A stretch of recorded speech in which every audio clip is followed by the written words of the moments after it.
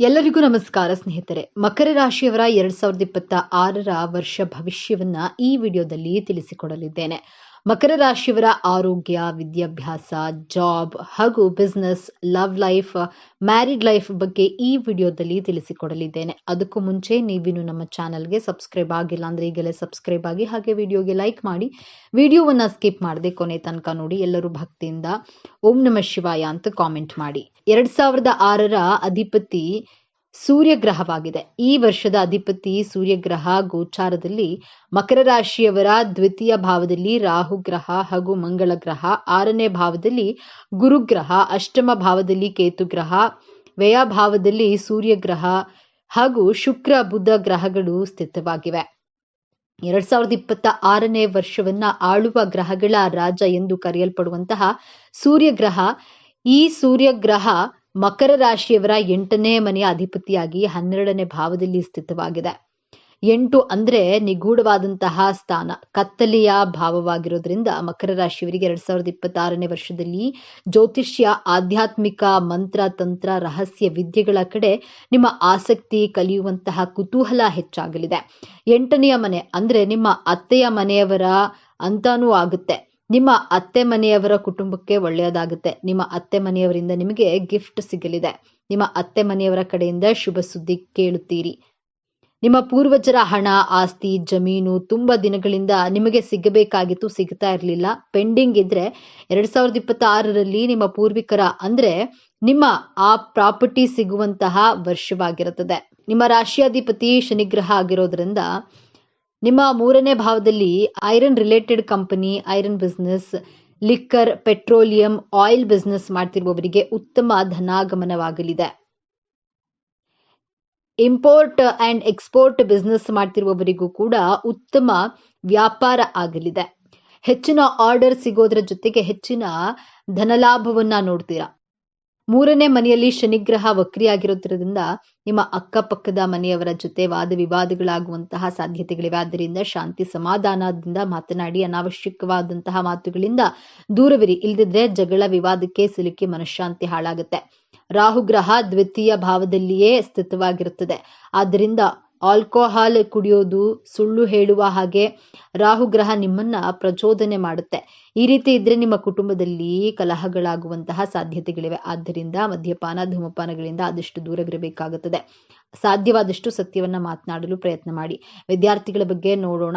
ವಿದ್ಯಾಭ್ಯಾಸವನ್ನ ಪಂಚಮ ಸ್ಥಾನದಿಂದ ನೋಡಬೇಕು. ನಿಮ್ಮ ಪಂಚಮಾಧಿಪತಿ ವ್ಯಯ ಸ್ಥಾನದಲ್ಲಿರೋದ್ರಿಂದ ವರ್ಷದ ಪ್ರಾರಂಭದಲ್ಲಿ ವಿದ್ಯಾಭ್ಯಾಸದಲ್ಲಿ ಆಸಕ್ತಿ ಕಡಿಮೆ ಇರುವುದು, ಆಲಸ್ಯ ಹೆಚ್ಚಾಗಿರುವುದು, ಶನಿಗ್ರಹದ ದೃಷ್ಟಿ ನಿಮ್ಮ ಪಂಚಮ ಭಾವಕ್ಕೂ ಬೀಳೋದ್ರಿಂದ ವಿದ್ಯಾರ್ಥಿಗಳಿಗೆ ಓದೋದ್ರಲ್ಲಿ ಆಸಕ್ತಿ ಕಡಿಮೆಯಾಗಿ ತುಂಬಾ ಪ್ರಾಕ್ಟಿಕಲ್ ಆಗಿ ಥಿಂಕ್ ಮಾಡಲು ಸ್ಟಾರ್ಟ್ ಮಾಡ್ತೀರಾ. ಕೆಲಸ ಮಾಡಬೇಕು, ಹಣ ಮಾಡೋದ್ರ ಕಡೆ ಹೆಚ್ಚು ಯೋಜನೆಯನ್ನ ಮಾಡ್ತೀರಾ. 2026ರಲ್ಲಿ ಹೈಯರ್ ಎಜುಕೇಶನ್ ಮಾಡಬಹುದು. ಆದ್ರೆ ಕೆಲವು ಬಾರಿ ಶನಿಗ್ರಹದ ಪ್ರಭಾವದಿಂದ ಆಲಸ್ಯವನ್ನ ತೋರುತ್ತೀರಾ. ಮಧ್ಯ ವರ್ಷದಿಂದ ನಂತರ ವಿದ್ಯಾರ್ಥಿಗಳು ನಿಮ್ಮ ವಿದ್ಯಾಭ್ಯಾಸದಲ್ಲಿ ಉತ್ಸಾಹ, ಆಸಕ್ತಿಯಿಂದ ಓದುತ್ತೀರಾ. ಬಹಳ ಶ್ರದ್ಧೆಯಿಂದ ಕುಳಿತುಕೊಂಡು ಓದಬೇಕು. ಮಧ್ಯ ವರ್ಷದಿಂದ ನಂತರ ಟೈಮ್ ಚೆನ್ನಾಗಿದೆ. ಗವರ್ನಮೆಂಟ್ ಎಕ್ಸಾಮ್ ಬರೆಯುವವರಿಗೆ good time. Government related exam ಬರೆಯುವವರಿಗೆ ಜಾಬ್ ಸಿಗುತ್ತೆ. ಮಕರ ರಾಶಿಯವರಿಗೆ 2026ರಲ್ಲಿ ಶ್ರಮದ ಫಲ ಸಿಗುವಂತಹ ವರ್ಷ. ಹಿಂದಿನ ವರ್ಷ ಮಾಡಿದಂತಹ ಪರಿಶ್ರಮಕ್ಕೆ ಈಗ ನಿಜವಾದಂತಹ ಫಲ ಬರುತ್ತದೆ. ಉದ್ಯೋಗ ಹಾಗೂ ಬಿಸ್ನೆಸ್ ಬಗ್ಗೆ ನೋಡೋದಾದ್ರೆ ಸ್ವಲ್ಪ ಕೆಲಸದಲ್ಲಿ ಒತ್ತಡಗಳಿರುತ್ತವೆ. ಹೊಸ ಅವಕಾಶಗಳು, ಹೊಸ ಪ್ರಾಜೆಕ್ಟ್ಗಳು ಸಿಗುವುದು, ಪ್ರಮೋಷನ್ ಆಗುವಂತಹ ಸಾಧ್ಯತೆಗಳಿವೆ. ನಿಮ್ಮ ಬಿಸ್ನೆಸ್ ಅಲ್ಲಿ ಹೆಚ್ಚಿನ ಧನ ಲಾಭವಾಗುತ್ತದೆ. ವರ್ಷದ ಮೊದಲ ಭಾಗದಲ್ಲಿ ಖರ್ಚು ಹೆಚ್ಚಾದರೂ ಮಧ್ಯ ವರ್ಷದಿಂದ ಲಾಭ ಬರಲು ಪ್ರಾರಂಭವಾಗುತ್ತೆ. ಹೊಸ ಆದಾಯದ ಮಾರ್ಗಗಳು ಸಿಗುತ್ತವೆ. ಹಣಕಾಸಿನ ಸ್ಥಿತಿ ಉತ್ತಮವಾಗಲಿದೆ. ನಿಮ್ಮ ಕುಟುಂಬದಲ್ಲಿ ಹಿರಿಯರ ಆರೋಗ್ಯಕ್ಕೆ ಹೆಚ್ಚು ಗಮನ ಕೊಡಿ. ನಂತರ ನಿಮ್ಮ ಮನೆಯಲ್ಲಿ ಒಂದು ಶುಭ ಕಾರ್ಯ ಅಥವಾ ಹೊಸ ಮನೆ ಖರೀದಿ ಯೋಗವು ತೋರಿಸ್ತಾ ಇದೆ. 2026ರಲ್ಲಿ ಮಕರ ರಾಶಿಯವರಿಗೆ ತಾಳ್ಮೆ ಅತ್ಯಂತ ಅಗತ್ಯ. ಕೆಲಸದ ಸ್ಥಳದಲ್ಲಿ ವಾದ ವಿವಾದವನ್ನ ತಪ್ಪಿಸಿ ಶಾಂತವಾಗಿ ಕೆಲಸ ಮಾಡಿದರೆ ಶ್ರೇಷ್ಠವಾದಂತಹ ಫಲವನ್ನ ನೋಡಬಹುದು. Technical field, engineering, travelling related job ಮಾಡ್ತಿರುವವರಿಗೆ ಗುಡ್. ಐಟಿ ಟೆಕ್ ನಲ್ಲಿ ಜಾಬ್ ಮಾಡ್ತಿರುವವರಿಗೆ good time. Communication related job ಮಾಡ್ತಿರುವವರಿಗೆ ವರ್ಷದ ಆರಂಭದಲ್ಲಿ ಅಷ್ಟು ಚೆನ್ನಾಗಿರೋದಿಲ್ಲ. ಮಿಡ್ ಇಯರ್ ನಲ್ಲಿ ಸ್ವಲ್ಪ ಟೈಮ್ ಚೆನ್ನಾಗಿದೆ. ಆಯಿಲ್, ಪೆಟ್ರೋಲ್, ಕಬ್ಬಿಣ, ಫಾರಿನ್ ರಿಲೇಟೆಡ್ ಜಾಬ್ ಮಾಡ್ತಿರುವವರಿಗೆ ಶಾರ್ಟ್ ಟ್ರಾವೆಲ್, ಗ್ಯಾಸ್, ಮ್ಯಾನುಫ್ಯಾಕ್ಚರಿಂಗ್ ಜಾಬ್ನಲ್ಲಿ ಧನ ಲಾಭವಾಗಲಿದೆ. ಮಧ್ಯ ವರ್ಷದಿಂದ ಪ್ರಮೋಷನ್ ಆಗುವಂತಹ ಸಾಧ್ಯತೆಗಳಿವೆ. ಇನ್ನು ವಿವಾಹಕ್ಕಾಗಿ ವಧು ಅಥವಾ ವರರನ್ನ ಹುಡುಕುತ್ತಿರುವವರಿಗೆ ಕಂಕಣ ಭಾಗ್ಯ ಕೂಡಿ ಬರಲಿದೆ. ಇನ್ನು ಆರೋಗ್ಯ ಸಮಸ್ಯೆಗಳಿರೋದ್ರಿಂದ ಆರೋಗ್ಯಕರ ಆಹಾರವನ್ನ ಸೇವಿಸಿ. ಹೆಲ್ತ್ ಪ್ರಾಬ್ಲಮ್ಸ್ ಇರುವವರು ಸ್ವೀಟ್ಸ್ ಬಳಕೆಯನ್ನ ಕಡಿಮೆ ಮಾಡಿ, ವ್ಯಾಯಾಮ, ಯೋಗ, ಪ್ರಾಣಾಯಾಮ ಮಾಡಿ. ಮಧ್ಯವರ್ಷದಿಂದ ನಿಮ್ಮ ಆರೋಗ್ಯದಲ್ಲಿ ಚೇತರಿಕೆಯನ್ನ ಕಾಣ್ತೀರಾ. ನಿಮ್ಮ ಜಾಬ್ ಹಾಗೂ ಬಿಸ್ನೆಸ್ ನಲ್ಲಿ ಹೆಚ್ಚಿನ ಲಾಭ ಗಳಿಸಲು ಶನಿ ಗ್ರಹದ ಬೀಜ ಮಂತ್ರವನ್ನ ಪಠಿಸಿ. ಮಂತ್ರ ಹೀಗಿದೆ: ಓಂ ಶನೇಶ್ವರಾಯ ನಮಃ. ಈ ಬೀಜ ಮಂತ್ರವನ್ನ ಪ್ರತಿನಿತ್ಯ ಸಂಜೆ 21 ಬಾರಿ ಪಠಿಸಿ. ಶನಿವಾರದ ದಿನ ಅರಳಿ ವೃಕ್ಷದ ಬಳಿ ಎಳ್ಳೆಣ್ಣೆ ದೀಪವನ್ನ ಹಚ್ಚಿ ಪ್ರತಿ ಮಂಗಳವಾರ ಹಾಗೂ ಶನಿವಾರ ಹನುಮಾನ್ ಚಾಲಿಸವನ್ನ ತಪ್ಪದೇ ಪಠಿಸಿ. ಎಲ್ಲವೂ ಶುಭವಾಗುತ್ತೆ. ಇನ್ನ ನೀವು ಈ 5 ವಿಚಾರಗಳಲ್ಲಿ ತುಂಬಾ ಎಚ್ಚರಿಕೆಯನ್ನು ವಹಿಸಬೇಕಾಗುತ್ತೆ. ಮೊದಲನೆಯ ಎಚ್ಚರಿಕೆ, ಮಕರ ರಾಶಿಯವರು ತನ್ನ ಜನ್ಮಸ್ಥಳದಿಂದ ದೂರ ಹೋದ್ರೆ ಆದಾಯ ಹೆಚ್ಚಾಗಿ ಆಗುವುದು. ಅದರಿಂದ ನೀವು ಹುಟ್ಟಿರುವಂತಹ ಊರಿನಿಂದ 100 ಕಿಲೋಮೀಟರ್ ಅಥವಾ 500 ಕಿಲೋಮೀಟರ್ ಅಥವಾ ಫಾರಿನ್ ನಲ್ಲಿ ಜಾಬ್ ಆಫರ್ ಬಂದರೂ ಸಹ ಭಯಪಡದೆ ಹೊರದೇಶದಲ್ಲಿ ದುಡಿದಾಗ ನಿಮಗೆ ಹೆಚ್ಚಿನ ಸಕ್ಸಸ್ ಸಿಗುವುದು. ಮಕರ ರಾಶಿಯವರು ತಾನು ಹುಟ್ಟಿದ ಊರಿನ ಮೇಲೆ ವಿಶೇಷವಾದಂತಹ ಪ್ರೀತಿಯನ್ನ ಇಟ್ಕೊಂಡಿರ್ತೀರ. ಆದ್ರೂ ಸಹ ನೀವು ಹೆಚ್ಚಾಗಿ ಹಣ ಸಂಪಾದನೆ ಮಾಡಬೇಕು, ಹೆಸರು ಕೀರ್ತಿಯನ್ನು ಗಳಿಸಬೇಕು ಅನ್ಕೊಂಡಿದ್ರೆ ಖಂಡಿತವಾಗಿಯೂ ಸ್ಥಾನವನ್ನ ಪರಿವರ್ತನೆ ಆಗಲೇಬೇಕು. ನಿಮ್ಮ ಹುಟ್ಟೂರು ನಿಮಗೆ ಜನ್ಮ ಕೊಟ್ಟ ತಾಯಿಯ ರೀತಿ. ಹೊರದೇಶದ ದುಡಿಮೆ ನಿಮ್ಮ ಹೆಂಡತಿ ಅಥವಾ ಜೀವನದ ಸಂಗಾತಿ ಬಂದ ಕೂಡಲೇ ನಿಮ್ಮ ತಾಯಿಯನ್ನ ಮರೆಯೋದಕ್ಕೆ ಸಾಧ್ಯ ಇಲ್ಲ ಅಲ್ಲವೇ? ಅದೇ ರೀತಿಯಲ್ಲಿ ಹೊರ ರಾಷ್ಟ್ರ, ಹೊರ ದೇಶ, ಹೊರ ರಾಜ್ಯದಲ್ಲಿ ಕೆಲಸವನ್ನ ಮಾಡಿ ಸಾಧನೆಯನ್ನ ಮಾಡಿ ಆ ಹಣದಿಂದ ನಿಮ್ಮ ತಾಯಿನಾಡಿಗೆ, ನಿಮ್ಮ ಹುಟ್ಟೂರಿಗೆ ಸಹಾಯವನ್ನ ಮಾಡಿ. ಹುಟ್ಟೂರಲ್ಲೇ ಇದ್ದು ಭೂಮಿಗೆ ಭಾರವಾಗಿ ಬದುಕೋದ್ರಿಂದ ಹೊರಗಡೆ ಹೋಗಿ ದುಡಿದು ನಿಮ್ಮ ತಾಯಿಗೂ ನಿಮ್ಮ ತಾಯಿನಾಡಿಗೂ ಹೆಮ್ಮೆಯನ್ನ ತರಬೇಕು ಎನ್ನುವಂತಹ ಸಂಕಲ್ಪವನ್ನ ದೃಢವಾಗಿ ಮಾಡಿ. ಎರಡನೆಯ ಎಚ್ಚರಿಕೆ, ಸಂಬಂಧಿಕರು, ಕುಟುಂಬಸ್ಥರು, ಸ್ನೇಹಿತರ ಮಾತನ್ನ, ವ್ಯಂಗ್ಯ ಮಾತುಗಳನ್ನ ಕಿವಿಯಲ್ಲಿ ಹಾಕಿಕೊಳ್ಳಬೇಡಿ. ವ್ಯಂಗ್ಯವಾಗಿ ಮಾತನಾಡಿಸುವ ನಿಮ್ಮ ಅಕ್ಕ ತಂಗಿನೇ ಆದ್ರೂ ಸರಿ, ಸಂಬಂಧಿಕರು, ಅಧಿಕಾರಿಗಳು, ವರ್ಕರ್ಸ್ ಆದ್ರೂ ಯಾರಾದ್ರೂ ಸರಿ, ಅವರ ಮಾತುಗಳನ್ನ ನೆಗ್ಲೆಕ್ಟ್ ಮಾಡಿ ಕೇಳಿಸಿದ್ರು ಕೇಳಿಸದ ಹಾಗೆ ಇರಬೇಕಾಗತ್ತೆ. ನಿನಗೆ ವಯಸ್ಸಾಗ್ತಾ ಇದೆ, ಏನು ಸಾಧನೆ ಮಾಡ್ತಿಲ್ಲ ಅಂತ ಹೇಳಿದ್ರು ತಲೆ ಕೆಡಿಸ್ಕೊಳ್ಬೇಡಿ. ನಿಮ್ಮ ತಾಕತ್ತು, ನಿಮ್ಮ ಶಕ್ತಿ, ನಿಮ್ಮ ಸಾಮರ್ಥ್ಯ, ನಿಮ್ಮ ಟ್ಯಾಲೆಂಟ್ ನಿಮ್ಮ ಬಗ್ಗೆ ನಿಮಗೆ ಗೊತ್ತು, ಅವರಿಗೇನು ಗೊತ್ತಿರುತ್ತೆ ಅಲ್ವಾ? ಆದ್ದರಿಂದ ನಿಮ್ಮ ಸಾಮರ್ಥ್ಯದ ಮೇಲೆ ನಂಬಿಕೆಯನ್ನ ಇಟ್ಟು ಬೇರೆಯವರ ನಿರ್ಲಕ್ಷ್ಯದ ಮಾತುಗಳನ್ನ ಇಗ್ನೋರ್ ಮಾಡುವಂತಹ ಸಂಕಲ್ಪವನ್ನ ಮಾಡಬೇಕಾಗತ್ತೆ. ಹಾಲಿಗೆ ಒಂದೇ ಒಂದು ಹನಿ ಹುಳಿ ಹಿಂಡಿದ್ರೆ ಸಾಕು, ಆ ಹಾಲು ಒಡೆದು ಹೋಗುತ್ತೆ. ನೀವು ಈ ರೀತಿ ನೆಗೆಟಿವ್ ಆಗಿ ಮಾತನಾಡುವವರ ಕಡೆಗೆ ಕಿವಿಗೊಡದೆ ನಿಮ್ಮ ಗೋಲ್ ಕಡೆ ಫೋಕಸ್ಡ್ ಆಗಿರಿ. ಮೂರನೆಯ ಎಚ್ಚರಿಕೆ, ಹಾರ್ಡ್ ವರ್ಕ್ ಮಾಡುವಂತಹ ಬರದಲ್ಲಿ ಆರೋಗ್ಯವನ್ನ ಕೆಡಿಸಿಕೊಳ್ಳುವುದಕ್ಕೆ ಹೋಗಬೇಡಿ. ಆರೋಗ್ಯ ಚೆನ್ನಾಗಿದ್ರೆ ನಾವು ಜೀವನದಲ್ಲಿ ಯಾವ ಸಾಧನೆಯನ್ನಾದ್ರೂ ಮಾಡಬಹುದು, ಹಣವನ್ನ ಸಹ ದುಡಿಯಬಹುದು. ಆದ್ರೆ ಆರೋಗ್ಯವನ್ನ ಚೆನ್ನಾಗಿ ಇಟ್ಕೊಂಡ್ರೆ ಮಾತ್ರ ಹಣವನ್ನ ದುಡಿಯಲು ಸಾಧ್ಯ. ನಿಮ್ಮ ಮಾನಸಿಕ ಮತ್ತು ದೈಹಿಕ ಆರೋಗ್ಯದ ಕಡೆ ಹೆಚ್ಚಿನ ಗಮನವನ್ನ ಕೊಡಿ. ನಿಮ್ಮ ಮನಸ್ಸಿಗೆ ಅನಿಸಿದಾಗ ಹಾಗೆ ಮನಸ್ಫೂರ್ತಿಯಾಗಿ ಕೆಲಸವನ್ನ ಮಾಡಿ. ನಿಮಗೆ ಇಷ್ಟವಾದಂತಹ ಊಟವನ್ನ ಮಾಡಿ. ಬೇರೆಯವರಿಗೋಸ್ಕರ ಕಾಂಪ್ರಮೈಸ್ ಮಾಡಿಕೊಳ್ಳದೆ,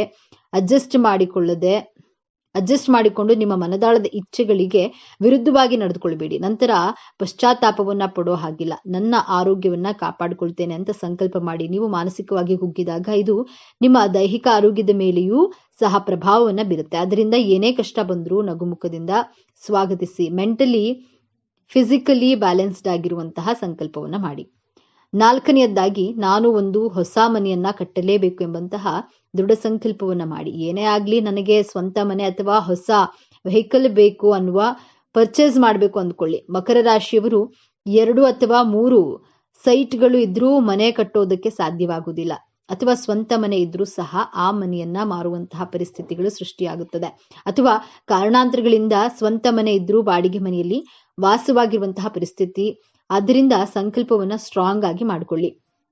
ಹಳೆ ವಾಹನವನ್ನ ಓಡಿಸ್ತಾ ಇದ್ರೆ ಹೊಸ ವಾಹನ ಖರೀದಿ ಮಾಡಬೇಕು ಅಂತ ಸ್ವಂತ ಮನೆ ಕಟ್ಟಲೇಬೇಕು ಎಂಬಂತಹ ದೃಢ ಸಂಕಲ್ಪವನ್ನ ಮಾಡಿ.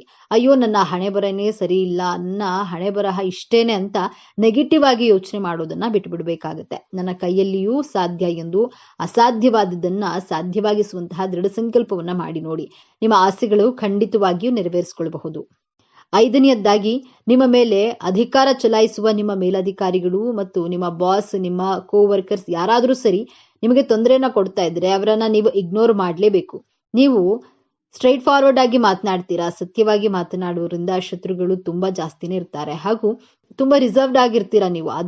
ಅಧಿಕಾರಿಗಳು, ನಿಮ್ಮ ಕೋವರ್ಕರ್ಸ್ ನಿಮ್ಮ ಮೇಲೆ ಅಧಿಕಾರವನ್ನ ಚಲಾಯಿಸಿದ್ರು ಅಂದ್ರೆ ಮಾತನಾಡದೆ ಅವರನ್ನ ಅವಾಯ್ಡ್ ಮಾಡಿ. ಅವಶ್ಯಕತೆ ಇದ್ರೆ ಮಾತ್ರ ಅವರಿಗೆ ಎದುರು ಉತ್ತರವನ್ನ ಕೊಡಿ. ಇಲ್ಲದಿದ್ರೆ ಆ ಜಾಗವನ್ನೇ ಖಾಲಿ ಮಾಡಿ. ನಿಮ್ಮ ಜೀವನದಲ್ಲಿ ಈ ನಿಯಮಗಳನ್ನ ಪಾಲಿಸಿ ನೋಡಿ. ನಿಮ್ಮ ಯಶಸ್ಸು ಗೆಲುವನ್ನ ತಡೆಯಲು ಯಾರಿಂದಲೂ ಸಾಧ್ಯವಾಗುವುದಿಲ್ಲ. ನಾವು ಈ ಭೂಮಿಯ ಮೇಲೆ ಹುಟ್ಟಿದ ಮೇಲೆ ಏನನ್ನು ಮಾಡದೆ ಸಾಯಬಾರದು. ಏನನ್ನಾದ್ರೂ ನಮ್ಮದು ಅಂತ ಐಡೆಂಟಿಟಿ ಕ್ರಿಯೇಟ್ ಮಾಡಬೇಕು. ಹೆಸರು, ಕೀರ್ತಿ, ಸಾಧನೆಯನ್ನ ಮಾಡಿ ಇತಿಹಾಸವನ್ನ ಸೃಷ್ಟಿ ಮಾಡಬೇಕು. ಇತಿಹಾಸವನ್ನ ಸೃಷ್ಟಿಸಿ ಸಾಯಬೇಕು. ಆಗಲೇ ಈ ಮಾನವನ ಜನ್ಮಕ್ಕೆ ಸಾರ್ಥಕತೆ ಸಿಗುವುದು. ಈ ಸಾರ್ಥಕತೆಯ ಜೀವನ ನಿಮ್ಮದಾಗ್ಲಿ ಅಂತ ಆಶಿಸ್ತೇನೆ. ಮೊದಲಿಗೆ ಇಷ್ಟು ದಿನ ನೀವು ಕಷ್ಟಪಟ್ಟಿದ್ದು ಯಾಕೆ ಎಂದು ತಿಳಿಯೋಣ. ಕಳೆದ ಕೆಲವು ವರ್ಷಗಳಿಂದ, ವಿಶೇಷವಾಗಿ ಈ 2.5 ವರ್ಷಗಳಲ್ಲಿ ನೀವು ಅನುಭವಿಸಿದ್ದ ಯಾತನೆ ಅಷ್ಟಿಷ್ಟಲ್ಲ. ಮಕರ ರಾಶಿಯವರಾದ ನಿಮಗೆ ಶ್ರಮ ಎನ್ನುವುದು ರಕ್ತದಲ್ಲಿಯೇ ಬಂದಿದೆ. ಆದ್ರೆ ನೀವು ಪಟ್ಟಂತಹ ಶ್ರಮಕ್ಕೆ ಬೆಲೆ ಸಿಗ್ಲಿಲ್ಲ. ರಾತ್ರಿ ಹಗಲೆನ್ನದೇ ದುಡಿದ್ರೂ ಅದರ ಕೀರ್ತಿ ಬೇರೆಯವರ ಪಾಲಾಯಿತು. ನಿಮ್ಮದಲ್ಲದ ತಪ್ಪಿಗೆ ನೀವು ಜವಾಬ್ದಾರರಾಗಬೇಕಾಯಿತು. ನಿಮ್ಮ ಕುಟುಂಬಕ್ಕಾಗಿ, ನಿಮ್ಮವರಿಗಾಗಿ ನಿಮ್ಮ ಸ್ವಂತ ಖುಷಿಯನ್ನೇ ಬಲಿ ಕೊಟ್ರಿ. ಆದರೂ ನಿಮ್ಮನ್ನ ಯಾರೂ ಅರ್ಥ ಮಾಡ್ಕೊಳ್ಳಿಲ್ಲ. ಆರ್ಥಿಕವಾಗಿ ಪ್ರತಿ ರೂಪಾಯಿಗೂ ಲೆಕ್ಕಾಚಾರ ಹಾಕಿ ಸಾಲ ಮಾಡಬಾರದು ಎಂಬ ಒಂದೇ ಕಾರಣಕ್ಕೆ ನಿಮ್ಮ ಆಸೆಗಳನ್ನೇ ಅದುಮಿಟ್ಟುಕೊಂಡು ಬದುಕಿದ್ದೀರಿ. ನಿಮ್ಮ ತಾಳ್ಮೆಯನ್ನೇ ದೌರ್ಬಲ್ಯವೆಂದು ಭಾವಿಸಿ ಆಪ್ತರೇ ನಿಮಗೆ ಮೋಸ ಮಾಡಿದ್ರು. ಇದಕ್ಕೆಲ್ಲ ಕಾರಣವೇನು? ನಿಮ್ಮ ಪ್ರಯತ್ನದಲ್ಲಿ ದೋಷವಿರಲಿಲ್ಲ. ಆದ್ರೆ ನಿಮ್ಮ ರಾಷ್ಟ್ರಾಧಿಪತಿಯಾದ ಶನಿ ಮಹಾತ್ಮನು ನಿಮ್ಮನ್ನ ಪರೀಕ್ಷಿಸುತ್ತಿದ್ದನು.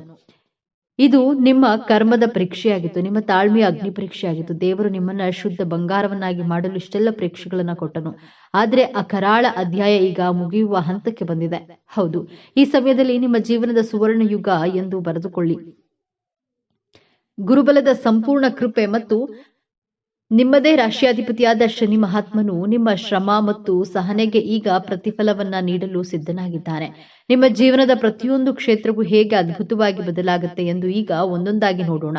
ಅದು ಅತ್ಯಂತ ಪ್ರಮುಖವಾದ ಬದಲಾವಣೆ. ಮಕರ ರಾಶಿಯವರಿಗೆ ತಮ್ಮ ವೃತ್ತಿಯ ಪ್ರಾಣ ಎಷ್ಟೋ ದಿನಗಳಿಂದ ಒಂದೇ ಜಾಗದಲ್ಲಿ ಎಷ್ಟೇ ದುಡಿದ್ರೂ ಗುರುತಿಸುವಿಕೆ ಸಿಗದೆ ನೊಂದಿದ್ರೆ, ಆದರೆ ಈ ಉತ್ತಮ ಸಮಯದಲ್ಲಿ ಗ್ರಹಗಳ ಸಂಚಾರವು ನಿಮ್ಮ ಕರ್ಮಸ್ಥಾನ ಮತ್ತು ಲಾಭಸ್ಥಾನವನ್ನು ಅತ್ಯಂತ ಬಲಪಡಿಸುತ್ತಿದೆ. ಯಾರು ನಿಮ್ಮನ್ನ ಕಡೆಗಣಿಸಿದ್ರೋ ಅವರೇ ನಿಮ್ಮ ಸಲಹೆ ಕೇಳಿ ಬರುವ ಸಮಯವಿದು. 5 ವರ್ಷಗಳಿಂದ ನಿರೀಕ್ಷಿಸುತ್ತಿದ್ದ ಆ ಅಧಿಕಾರ ಈಗ ನಿಮ್ಮ ಕೈ ಸೇರಲಿದೆ. ನಿಮ್ಮ ಮಾತಿಗೆ ಕಚೇರಿಯಲ್ಲಿ ಬೆಲೆ ಬರುತ್ತದೆ. ಇನ್ನು ವ್ಯಾಪಾರದಲ್ಲಿ ನಿಧಾನಗತಿಯಿಂದ ಸಾಕಾಗಿದೆ. ನಿಮಗೆ ಈಗ ಹೊಸ ಚೈತನ್ಯ ತರಲಿವೆ. ಸರ್ಕಾರಿ ಸಂಬಂಧಿತ ಕಾಂಟ್ರಾಕ್ಟ್ಗಳು ಅಥವಾ ಭೂಮಿಗೆ ಸಂಬಂಧಿಸಿದ ವ್ಯವಹಾರಗಳಲ್ಲಿ ದೊಡ್ಡ ಯಶಸ್ಸು ಸಿಗಲಿದೆ. ಉದ್ಯೋಗ ಬದಲಾವಣೆಗೆ ಇದು ಸುವರ್ಣ ಅವಕಾಶ. ನಿಮಗೆ ಬರುವ ಹೊಸ ಅವಕಾಶ ನಿಮ್ಮ ಸಂಬಳವನ್ನ ದ್ವಿಗುಣಗೊಳಿಸುವ ಶಕ್ತಿ ಹೊಂದಿದೆ. ಆರ್ಥಿಕವಾಗಿ ನೀವು ಸಾಲ ಮುಕ್ತರಾಗುವ ಸಮಯವಿದು. ಬರೋದಿಲ್ಲ ಎಂದುಕೊಂಡಿದ್ದ ಹಳೆಯ ಹಣ, ನಿಂತು ಹೋಗಿದ್ದ ಪೇಮೆಂಟ್ ಎಲ್ಲವೂ ನಿಮ್ಮ ಕೈ ಸೇರಲಿದೆ. ಮುಖ್ಯವಾಗಿ ಈ ಸಮಯದಲ್ಲಿ ನೀವು ಸ್ಥಿರ ಆಸ್ತಿ ಅಂದ್ರೆ ಸ್ವಂತ ಮನೆ, ಜಾಗ ಅಥವಾ ಭೂಮಿಯನ್ನ ಖರೀದಿಸುವ ಯೋಗ ಬಲವಾಗಿ ಕಂಡು ಬಂದಿದೆ. ಲಕ್ಷ್ಮೀ ದೇವಿಯು ನಿಮ್ಮ ಮನೆಯಲ್ಲಿ ಸ್ಥಿರವಾಗಿ ನೆಲೆಸ್ತಾಳೆ. ನಿಮ್ಮ ಬೆನ್ನ ಹಿಂದೆ ಮಾತನಾಡುವವರು ನಿಮ್ಮ ಏಳಿಗೆಯನ್ನ ಸಹಿಸದ ಗುಪ್ತ ಶತ್ರುಗಳಿಂದ ನೀವು ಬಹಳ ನೊಂದಿದ್ದೀರಿ. ಆದ್ರೆ ನಿಮ್ಮ ರಾಶಿಯಾಧಿಪತಿ ಶನಿಯೇ ನ್ಯಾಯಾಧೀಶ. ಈ ಸಮಯದಲ್ಲಿ ಆ ಶತ್ರುಗಳ ನಿಜ ಬಣ್ಣ ಎಲ್ಲರ ಮುಂದೆ ಬಯಲಾಗುತ್ತೆ. ದೈವಿಕ ನ್ಯಾಯ ನಿಮ್ಮ ಪರವಾಗಿ ನಿಲ್ಲಲಿದೆ. ಇನ್ನು ಆಸ್ತಿ ವಿವಾದ, ಸುಳ್ಳು ಕೇಸುಗಳು ಅಥವಾ ಯಾವುದೇ ಕೋರ್ಟ್ ಕಚೇರಿ ವಿಚಾರಗಳಲ್ಲಿ ಸಿಲುಕಿ ವರ್ಷಗಳಿಂದ ಕಷ್ಟಪಟ್ಟಿದ್ದು ಸಾಕು. ಈಗ ನಿಮಗೆ ವಿಜಯ ನಿಶ್ಚಿತ. ನಿಮ್ಮ ಮೇಲಿದ್ದ ಅಪವಾದಗಳು ಸುಳ್ಳು ಎಂದು ಸಾಬೀತಾಗುತ್ತದೆ. ನಿಮ್ಮ ಗೌರವ, ನಿಮ್ಮ ಆಸ್ತಿ ನಿಮಗೆ ಮರಳಿ ಸಿಗಲಿದೆ. ನೀವು ಕೆಲಸದ ಒತ್ತಡದಲ್ಲಿ ಕುಟುಂಬವನ್ನ ನಿರ್ಲಕ್ಷಿಸುತ್ತಿದ್ದೀರಿ ಎಂಬ ಆರೋಪ ನಿಮ್ಮ ಮೇಲಿತ್ತು. ನಿಮ್ಮ ಸಂಗಾತಿಯೊಂದಿಗೆ ಸಣ್ಣ ಸಣ್ಣ ವಿಷಯಕ್ಕೂ ಮನಸ್ತಾಪ ಉಂಟಾಗ್ತಿತ್ತು. ಆದರೆ ಈಗ ಈ ಶುಭ ಸಮಯದಲ್ಲಿ ನಿಮ್ಮ ನಡುವಿನ ಎಲ್ಲಾ ತಪ್ಪು ತಿಳುವಳಿಕೆಗಳು ದೂರವಾಗಿ ಅನ್ಯೂನ್ಯತೆ ಹೆಚ್ಚಾಗುತ್ತೆ. ನಿಮ್ಮ ತ್ಯಾಗವನ್ನ ನಿಮ್ಮ ಕುಟುಂಬಸ್ಥರು ಅರ್ಥ ಮಾಡ್ಕೊಳ್ತಾರೆ. ಇನ್ನು ಮದುವೆಯಾಗದ ಮಕರ ರಾಶಿಯ ಯುವಕ ಯುವತಿಯರಿಗೆ ನೀವು ಬಯಸಿದಂತೆ ಒಂದು ಗಂಭೀರ ಮತ್ತು ಸ್ಥಿರವಾದ ಸಂಬಂಧ ಕೂಡಿ ಬರಲಿದೆ. ನಿಮ್ಮ ಮದುವೆ ನಿಶ್ಚಯವಾಗುವ ಎಲ್ಲಾ ಸಂಭವವಿದೆ. ಹಾಗೆಯೇ ಸಂತಾನ ಭಾಗ್ಯಕ್ಕಾಗಿ ಕಾಯುತ್ತಿದ್ದ ದಂಪತಿಗಳಿಗೆ ನಿಮ್ಮ ಮನೆತನದ ಕುಲದೀಪ ಆಗಮನದ ಶುಭ ಸುದ್ದಿ ನಿಮ್ಮ ಕಿವಿಗೆ ಬೀಳಲಿದೆ. ನಿಮ್ಮ ವಂಶ ಬೆಳಗಲಿದೆ. ನಿಮ್ಮ ಮಕ್ಕಳ ಭವಿಷ್ಯದ ಬಗ್ಗೆ, ಅವರ ಓದಿನ ಬಗ್ಗೆ ನಿಮಗೆ ದೊಡ್ಡ ಚಿಂತೆಯಾಗಿದ್ದು, ಆದ್ರೆ ಇದೀಗ ನಿಮ್ಮ ಮಕ್ಕಳಲ್ಲಿ ಅದ್ಭುತವಾದ ಜವಾಬ್ದಾರಿಯುತ ಬದಲಾವಣೆಗಳನ್ನ ಕಾಣ್ತೀರಿ. ಅವರೇ ಆಸಕ್ತಿಯಿಂದ ಓದಲು ಪ್ರಾರಂಭಿಸ್ತಾರೆ. ಉನ್ನತ ಶಿಕ್ಷಣಕ್ಕಾಗಿ ಅವರು ಬಯಸಿದ ಜಾಗ, ಸೀಟು ಸಿಗಲಿದೆ. ನಿಮ್ಮ ಆರೋಗ್ಯದಲ್ಲಿ ದೀರ್ಘಕಾಲದಿಂದ ಕಾಡ್ತಾ ಇದ್ದ ಸಮಸ್ಯೆಯೊಂದು ಪರಿಹಾರವಾಗಿ ಮನಸ್ಸಿಗೆ ನೆಮ್ಮದಿ ಸಿಗಲಿದೆ. ಇಷ್ಟೆಲ್ಲ ಅದ್ಭುತ ಯಶಸ್ಸು, ಹಣ, ಗೌರವ, ಸಂಬಂಧಗಳು ಎಲ್ಲವೂ ನಿಮ್ಮದಾಗಲಿದೆ. ಆದ್ರೆ ನಿಮ್ಮ ಮುಂದೆ ಒಂದು ಅತ್ಯಂತ ಕಷ್ಟಕರವಾದ ಸವಾಲು ಕೂಡ ಎದುರಾಗುತ್ತೆ. ಈ ಸವಾಲನ್ನ ನೀವು ಗೆಲ್ಲಲೇಬೇಕು. ಆ ಸವಾಲು ಹೊರಗಿನಿಂದ ಬರೋದಿಲ್ಲ, ಅದು ನಿಮ್ಮ ಒಳಗಿನಿಂದಲೇ ಬರುತ್ತದೆ. ಆ ಸವಾಲೇ ನಿಮ್ಮ ನಿರಾಶವಾದ ಮತ್ತು ಮೊಂಡುತನ. ಹೌದು, ಮಕರ ರಾಶಿಯವರೇ, ನಿಮ್ಮ ರಾಶಿಯಾಧಿಪತಿ ಶನಿ ನಿಮಗೆ ಅಪಾರವಾದ ಸಹನೆ ಕೊಟ್ಟಿದ್ದಾನೆ, ಆದರೆ ಜೊತೆಗೆ ನಿರಾಶವಾದವನ್ನ ಕೊಟ್ಟಿದ್ದಾನೆ.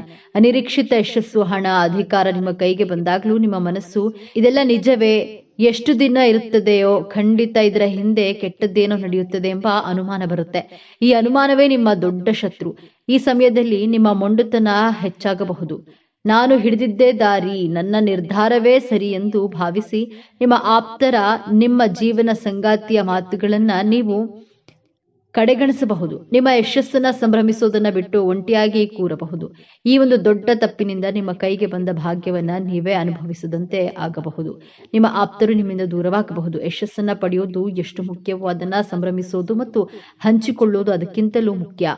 ಹಾಗಾದ್ರೆ ಈ ದೊಡ್ಡ ಸಮಸ್ಯೆಯಿಂದ ಪಾರಾಗುವುದು ಹೇಗೆ? ಈ ಯಶಸ್ಸನ್ನ ಶಾಶ್ವತವಾಗಿ ಉಳಿಸಿಕೊಳ್ಳುವುದು ಹೇಗೆ? ಪರಿಹಾರ ತುಂಬಾ ಸರಳವಾಗಿದೆ, ಆದ್ರೆ ಇದನ್ನ ನೀವು ಅತ್ಯಂತ ಶ್ರದ್ಧೆಯಿಂದ ಪಾಲಿಸಬೇಕು. ನಿಮ್ಮ ರಾಶಿಯಾಧಿಪತಿ ಶನಿ ಮಹಾತ್ಮನು ಸೇವೆಯಿಂದ ಮಾತ್ರ ಸಂತುಷ್ಟನಾಗ್ತಾನೆ. ಪ್ರತಿ ಶನಿವಾರ ನಿಮ್ಮ ಕೈಯಲ್ಲಾದಷ್ಟು ಬಡವರಿಗೆ, ವೃದ್ಧರಿಗೆ ಅಥವಾ ದೈಹಿಕವಾಗಿ ಅಶಕ್ತರಿಗೆ ಅನ್ನದಾನ ಅಥವಾ ವಸ್ತ್ರದಾನವನ್ನ ಮಾಡಿ. ಇದು ನಿಮ್ಮ ಕರ್ಮವನ್ನ ಶುದ್ಧವಾಗಿಸುತ್ತದೆ. ನಿಮ್ಮ ನಿರಾಶವಾದವನ್ನ ಹೋಗಲಾಡಿಸಲು ಪ್ರತಿ ಶನಿವಾರ ಹತ್ತಿರದ ಆಂಜನೇಯ ದೇವಸ್ಥಾನಕ್ಕೆ ಅಥವಾ ವೆಂಕಟೇಶ್ವರ ಸ್ವಾಮಿ ದೇವಸ್ಥಾನಕ್ಕೆ ಭೇಟಿ ನೀಡಿ. ಶನಿದೇವನಿಗೆ ಎಳ್ಳೆಣ್ಣೆ ದೀಪ ಹಚ್ಚಿ. ಇದು ನಿಮ್ಮ ಮನಸ್ಸಿನ ಅನುಮಾನಗಳನ್ನ ದೂರ ಮಾಡಿ ಸ್ಥಿರತೆಯನ್ನ ನೀಡುತ್ತದೆ. ನಿಮಗೆ ಸಣ್ಣ ಯಶಸ್ಸು ಸಿಕ್ಕಾಗಲೂ ತಕ್ಷಣ ನಿಮ್ಮ ಇಷ್ಟ ದೇವರನ್ನ ಅಥವಾ ಕುಲದೇವರನ್ನ ಮನಸ್ಸಿನಲ್ಲಿ ಸ್ಮರಿಸಿ. ಇದೆಲ್ಲ ನಿನ್ನ ಕೃಪೆ ಎಂದು ಕೃತಜ್ಞತೆಯನ್ನ ಸಲ್ಲಿಸಿ. ನಿಮ್ಮ ಸಂತೋಷವನ್ನ ಕನಿಷ್ಠ ಒಬ್ಬ ಜೊತೆಗಾರರಾದ್ರೂ ಹಂಚಿಕೊಳ್ಳಿ. ಈ ಒಂದು ಅಭ್ಯಾಸ ನಿಮ್ಮ ನಿರಾಶವಾದವನ್ನ ಒಡೆದು ನಿಮ್ಮ ಭಾಗ್ಯವನ್ನ ನಿಮ್ಮ ಬಳಿಯೇ ಉಳಿಸುತ್ತದೆ. ಮಕರ ರಾಶಿಯವರೇ, ನಿಮ್ಮ ಜೀವನವನ್ನ ಸಂಪೂರ್ಣವಾಗಿ ಬದಲಾಯಿಸುವ ಶಕ್ತಿ ಈಗ ನಿಮ್ಮ ಸಹನೆಯ ಪರೀಕ್ಷೆ ಮುಗಿದಿದೆ. ಈಗ ವಿಜಯೋತ್ಸವದ ಆರಂಭವಾಗಲಿದೆ. ನೀವು ಅನುಭವಿಸಿದ ಪ್ರತಿಯೊಂದು ನೋವಿಗೂ ಈಗ ಪ್ರತಿಫಲ ಸಿಗಲಿದೆ. ನಿಮ್ಮ ಶ್ರಮದ ಕಣ್ಣೀರು ಈಗ ಆನಂದ ಭಾಷ್ಪವಾಗಿ ಬದಲಾಗುವ ಸಮಯ. ನೆನಪಿಡಿ, ಈ ವಿಡಿಯೋ ನಿಮಗೆ ತಲುಪಿದ್ದು ಆಕಸ್ಮಿಕವಲ್ಲ. ಇದು ನಿಮ್ಮ ಇಷ್ಟ ದೇವರು ನಿಮಗೆ ನೀಡುತ್ತಿರುವ ಸ್ಪಷ್ಟ ಸಂದೇಶ. ಈ ಅದ್ಭುತ ಸಮಯವನ್ನ ಸದುಪಯೋಗಪಡಿಸಿಕೊಳ್ಳಿ.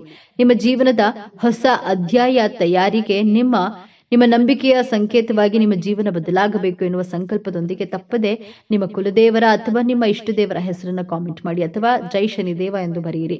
ಆ ಭಗವಂತನು ನಿಮ್ಮನ್ನ ಸದಾ ಕಾಪಾಡಲಿ. ಸರ್ವೇ ಜನೋ ಸುಖಿನೋ ಭವತು. ಇದೇ ತರಹದ ಜ್ಯೋತಿಷ್ಯಕ್ಕೆ ಸಂಬಂಧಪಟ್ಟಂತಹ ವಿಡಿಯೋ ನೋಡಲು ನಮ್ಮ ಚಾನೆಲ್ಗೆ ಸಬ್ಸ್ಕ್ರೈಬ್ ಆಗಿ, ವಿಡಿಯೋನ ಲೈಕ್ ಮಾಡಿ, ಶೇರ್ ಮಾಡಿ.